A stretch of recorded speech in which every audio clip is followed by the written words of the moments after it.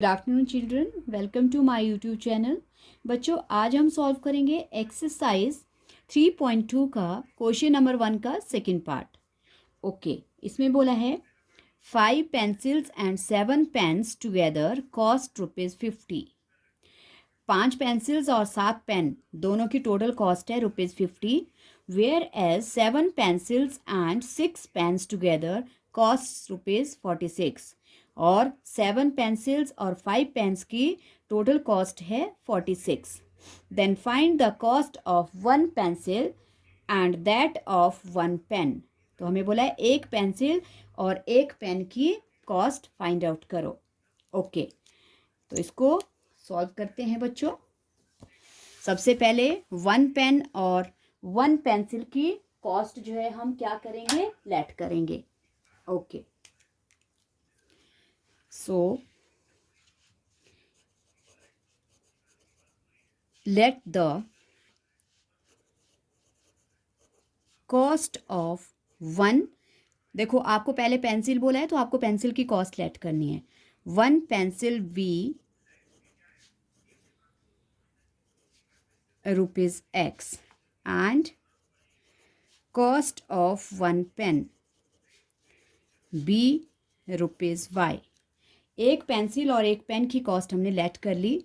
Okay, अब हमें क्या बोला है, 5 पेंसिल्स और 7 पेन्स टुगेदर कॉस्ट ₹50। मतलब cost of 5 pencils, cost of 5 pencils and 7 pens equals to कितने हैं, ₹50। तो इसके लिए इक्वेशन कैसे होगी बच्चों, अगर 1 पेंसिल की कॉस्ट x है तो 5 पेंसिल्स की कॉस्ट हो जाएगी 5x प्लस एक पेन की कॉस्ट ₹y है तो 7 पेन्स की 7y और इक्वल्स टू 50। ये आ गई हमारी फर्स्ट इक्वेशन। अब सेकंड केस में बोला है where as 7 pencils and 5 pens together cost ₹46। So second case में cost of 7 pencils and 5 pens. अब 7 पेंसिल्स है और 5 पेन्स हैं और उनकी कॉस्ट है ₹46। सो इसकी भी इक्वेशन हो जाएगी 7x plus 5y equals to 46। ये आ गई सेकेंड। ओके, और क्वेश्चन में हमें बोला है कि इनके जो सॉल्यूशंस हैं, जो आपने इक्वेशंस बनाई, अब इनके ग्राफिकली भी आपको सॉल्यूशंस फाइंड आउट करने हैं। ओके, तो इसके लिए सबसे पहले हम फ्रॉम इक्वेशन 1 से ग्राफ के लिए वैल्यू निकालेंगे। मतलब पहले एक बॉक्स, इक्वेशन 1 है हमारे पास 5x plus 7y equals to 50। Okay, then 5x को यहाँ रख लेंगे और इक्वल्स टू 50 माइनस 7y, और वैसे ही फिर x के साथ देखो कोफिशिएंट है तो वैल्यू हो जाएगी 50 माइनस 7y अपॉन 5। ओके, यहाँ पे बच्चों क्योंकि कोफिशिएंट था, दोनों के साथ किसी की भी वैल्यू बनाते अपॉन में तो डिजिट आना था, तो इसलिए अब हम निकालेंगे वैल्यू और ध्यान रखेंगे कि किस तरह की वैल्यूज़ हम रिप्लेस करेंगे और प्लस माइनस करने पर ऐसी वैल्यू आए जो 5 से डिवाइड हो जाए। ओके, तो अगर मैं y की वैल्यू 0 ले लेती हूँ तो 7 मल्टीप्लाई बाय 0 क्या हो जाएगा, 0 हो जाएगा। हमारे पास रह जाएगा सिर्फ 50 और 50 जो है वो 5 से डिवाइड हो जाता है। सो हम लेट कर लेंगे, let y equals to 0। So x equals to 50 minus 7 into 0 upon 5 क्या बन जाएगा, 50 माइनस 0 अपॉन 5। ओके, सो 50 को अब हम 5 से डिवाइड कर लेंगे, 5 10 सा। ओके बच्चों, तो x आ गया हमारे पास 10। y हमने लेट किया 0 और x आ गया 10। ओके, अब हम दूसरी वैल्यू देखते हैं। दूसरी हम क्या ले सकते हैं? दूसरी वैल्यू अगर हम y लेते हैं 5 तो 7 5 ज़ा 35 होता है, और 50 में से अगर 35 माइनस करेंगे तो हमारे पास 15 बचेगा। So let y equals to 5, then x equals to 50 minus 7 into 5 upon 5। क्या बन गया?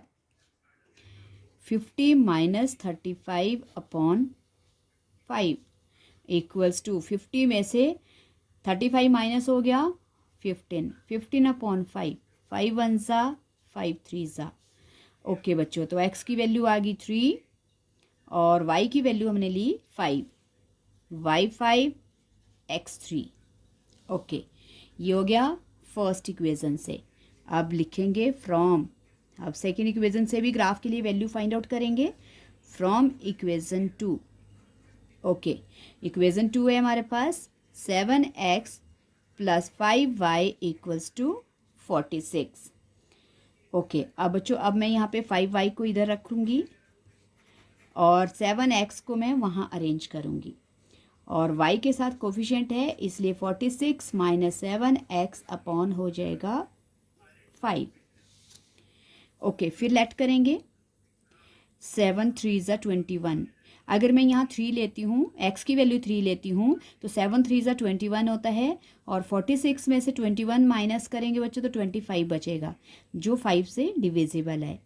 Okay, so let x equals to 3, then y equals to 46 minus 7 into 3 upon 5, 46 minus 21 upon 5। क्या बच गया बच्चों हमारे पास? 25, और क्योंकि 6 में से 1 5 और 4 में से 2 2, 5 1 ज़ा 5 5 ज़ा। ओके, अब हमारे पास y की वैल्यू कितनी आ गई बच्चों? y की वैल्यू आ गई 5 और x की वैल्यू हमने लेट की थी 3। अब सेकेंड वैल्यू 7 8 ज़ा 56। अब हम लेट करेंगे, let x equals to 8। Okay, so y equals to 46 minus 7 into 8 upon 5। क्या बन जाएगा हमारे पास? 46 माइनस 7 8 ज़ा 56 अपॉन 5। मतलब हमारे पास बच गया minus 56 is greater plus 46 is smaller, minus 10 upon 5, 5 1 ज़ा 5 2 ज़ा। y आ गया -2। ओके, y की वैल्यू -2 और x हमने लेट किया बच्चों 8। तो ये आ गई हमारे पास दोनों इक्वेशन से वैल्यूज़। अब हमें इसको प्लॉट करना है ग्राफ पे। तो वैल्यूज़ को प्लॉट करने के लिए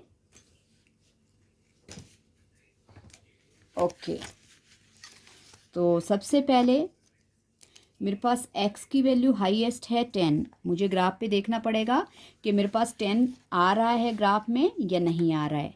ओके, तो इसके लिए काउंट कर लेती हूँ 1 2 3 4 5 6 7 8 9 10। ओके ओके, आ रहा है। ओके, देन अब हम नंबर्स यूनिट्स पुट कर लेते हैं। सिंगल वैल्यू है इसलिए 1 2 3 में ही लेंगे सारी values. 1 2 3 4 5 6 7 8 9 and this one is 10, last पे आ गया। ओके, -1 -2 -3 -4 -5 -6 -7 -8। ओके, ये माइनस का है, नेगेटिव है y इसलिए -1 -2 -3 -4 -5 -6 -7। ऊपर पॉजिटिव है इसलिए +1 2 3 4 5 6 एंड देन 7। ओके बच्चों, अब फर्स्ट केस में हमारे पास क्या है? x is 10 and y is 0. y 0 x 10. Okay, एक पॉइंट हमारे पास यहाँ आ गया, तो यहाँ हम लिख सकते हैं क्या है हमारे पास ये पॉइंट, इसका नाम है 10 x की वैल्यू और 0 y, 10,0. सेकेंड है बच्चों हमारे पास x की वैल्यू है 3 और y की है 5. ओके, तो x3 के ऊपर एंड x3 के ऊपर एंड y 5 के सामने, यहाँ पर x3 के ऊपर और y 5 के सामने, ये आ गया 3,5. ये आगे 2 पॉइंट्स. अब आप पहले ये 2 पॉइंट ज्वाइन कर लो. ओके, स्केल सेट हो गया, लाइन ड्रॉ करो. ये आ गई हमारे पास फर्स्ट इक्वेशन से, और फर्स्ट इक्वेशन थी हमारे पास 5x + 7y = 50. लिख सकते हो 5x + 7y = 50. ये उसकी लाइन आ गई. और दूसरी इक्वेशन की लाइन है बच्चों हमारे पास x की वैल्यू है अब 3 और y 5. ओके, तो ये वाला पॉइंट हमारे पास सेम है, पहले वाले में भी वही था x3 एंड y 5. ओके, ये सिमिलर पॉइंट है. और दूसरा x is 8 and y is -2. x 8 बच्चों और y -2. -2 y नीचे को है तो -2 के सामने. ओके, x के ऊपर y के सामने, ये आ गया हमारे पास 8 एंड -2.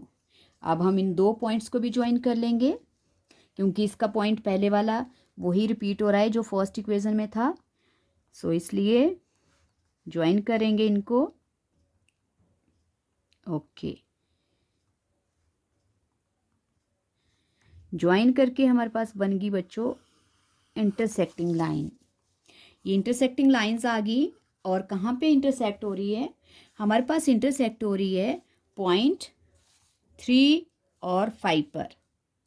तो इसका मतलब ये जो इंटरसेक्टिंग लाइंस है, जिस पॉइंट पे ये कट हो रही हैं, वहाँ से हमें मिलेगी एक पेंसिल और एक पेन की कॉस्ट. तो पेंसिल हमने x लिया था बच्चों, तो x की वैल्यू हमारे पास क्या है 3, सो x = 3. और y हमने पेन लिया था, पेन की कॉस्ट y ली थी, तो y है हमारे पास 5. तो हम लिख सकते हैं therefore cost of one pencil = rupees 3 and cost of a pen = rupees 5. ये आ गए हमारे पास दोनों की कॉस्ट्स.